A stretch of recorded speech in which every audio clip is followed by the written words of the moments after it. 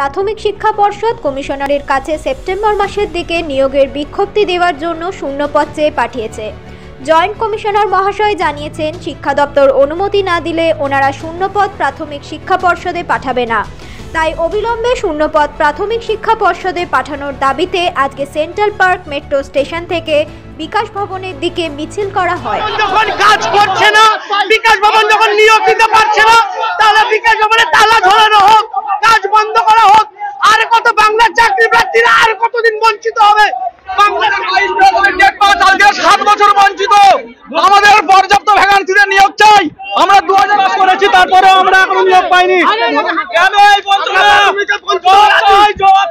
শূন্যপদ শিক্ষা দপ্তর সেন্ট্রাল করছে না, শূন্যপদ সেন্ট্রাল করছে না, শিক্ষা দপ্তর শূন্যপদ সেন্ট্রাল করছে না ইত্যাদি। তো আমরা শিক্ষা দপ্তর চাই না বন্ধ, শিক্ষা দপ্তর বন্ধ, শিক্ষা দপ্তর বন্ধ হয় না।